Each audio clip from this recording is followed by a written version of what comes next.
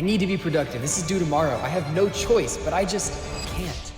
We've all been there, me more than I'd like to admit. Brain fog fills your head and you know you've got assignments to work on, the gym to hit, dinner to cook, but you just can't get started. With a plate as full as mine, I've had to find some clever ways to clear brain fog and add productivity to my day. So here are my top 5 best strategies that I've picked up along the way.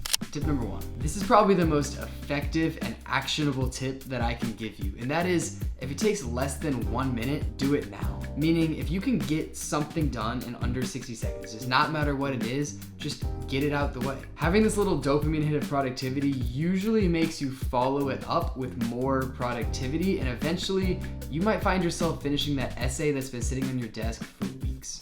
A few things that are often on this less than 1 minute list for me are typical household items like making my bed, starting some laundry, or doing the dishes. Honestly, anything that just needs to be done that's super simple. I've even found it helpful to send a quick text, update my calendar, just knock any little thing off my to-do list. You may not notice, but these little things may weigh on you more than you realize. The second tip I have for you is to strategize when you do your work. Now, I'm not gonna tell you to get more sleep, do more exercise, or whatnot. You know you need to be doing those things, but I am gonna tell you that you can strategically stack your work around those other healthy habits to maximize your productivity. For example, a recent study showed that acute aerobic exercise has beneficial effects on prefrontal cortex dependent cognition, and these effects can last up to 2 hours after exercise. Which sounds great, but even better when you realize that your prefrontal cortex is responsible for a lot of things like problem solving, decision making, and basically any higher executive function. So if you know that tomorrow morning you've got from 8 a.m. to 11 a.m. to get some work done, maybe start at 8 with a little bit of exercise, take a quick shower, and then use those 2 hours of maximum productivity to get everything done. You might actually get more done than you would have if you didn't exercise. Another thing you can stack on is caffeine. Caffeine is a stimulant that we've known about forever, but it is truly helpful. In fact, there are entire tribes like the Guarani who have based their entire culture and work ethic on the consumption of caffeine.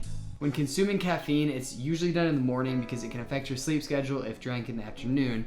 However, it takes about an hour for it to onset, and then you get about 3 to 4 hours of peak productivity after drinking it. All right, tip number 3 is follow the 20-20-20 rule. Every 20 minutes, look at something at least 20 feet away for 20 seconds. This was first invented by an optometrist in the early 90s by the name of Jeffrey Anschel, or Dr. Jeffrey Anschel, and he promoted it as a way to reduce eye strain when you're looking at a computer for too long. But nowadays, it's often looked at as a means of productivity.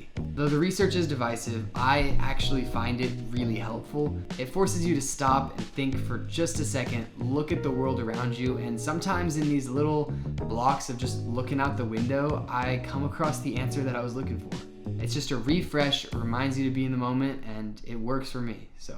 For the next tip, we're talking about staying organized, but not how you may think. A lot of people know that to work best, you should be in an organized, clean environment. It helps you focus on the task at hand and just makes you feel better because you don't feel like you have organization or other things to do. But it can also be essential to declutter your mind. When facing decision fatigue, it can make it harder to know what you need to do in every moment, and you might experience some sort of paralysis sitting down to multiple different assignments thinking, what am I gonna do? This leads you to spend more time questioning what would be the most productive rather than being productive. One of my favorite athletes is John Jones, and he's not just known for being one of the best fighters in the world, but he's also known for his elite decision making, or lack thereof, actually. This is a quote from Anthony Smith after he fought Jones in 2019 that says, he feels nothing. So when his coaches tell him something, he just does it. He doesn't question it. He doesn't have to think about it. He just does it. That needs to be you. When facing decision fatigue or decision paralysis, just sit down, tell yourself what you need to do, and do it. Be your own coach. Or if you need to, you can find someone else to be your coach for you. Show your roommate, show your friend, show your mom your calendar and say, Mom, which one do I do? If she says, write that essay, start that essay. No second thoughts. The last tip today is to look at each task like a mountain. Let me explain. Imagine this, you're staring at the peak of Mount Kilimanjaro. It seems so far away, shrouded in fog. The ground to cover is just endless to get there. But how do you get there? One step at a time. The most effective strategy that I employ as a student is to break up any big mountainous tasks into something smaller, more palatable. Now look, I get it. I'm an all or nothing person too. If I see a task, I have to finish it. I can't just start it and not cross it off. So with bigger tasks, this often causes me to just not start them for a long time and push myself right up to the due date. Perfect workaround I've found for this though is you can just change the task. Instead of write essay as a task, write the intro, write the middle, and write the conclusion. You're now breaking up a 2-hour task into just a few 30 to 45 minute blocks. Change the one big task in your planner into 3 to 5 smaller tasks and suddenly it seems a lot more doable. Instead of needing to invest 2 hours to finish something, you could just do a few blocks of 30 minutes and you're still gonna feel just as productive because you checked something off. So split up your tasks and take that first step. And as always, sometimes you just gotta get some sleep, get some fresh air, hang out with friends, maybe exercise a little bit, put your health first because that's the base of longevity, and then come back when you're focused and ready to work.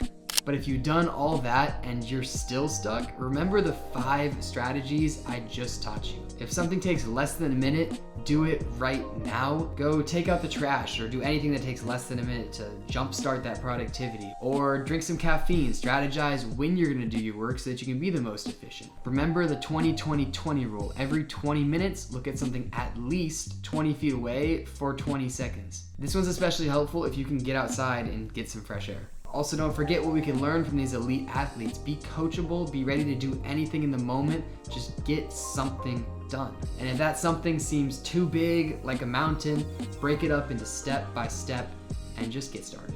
If you're still watching this point, make sure you subscribe to Declassified to stay up to date on all the latest tips to help you get through college and become your best self. Also, you can check out my personal channels at Trenton Sandler, anywhere you want to find me. And yeah, I hope you're all passing your midterms. I gotta start studying.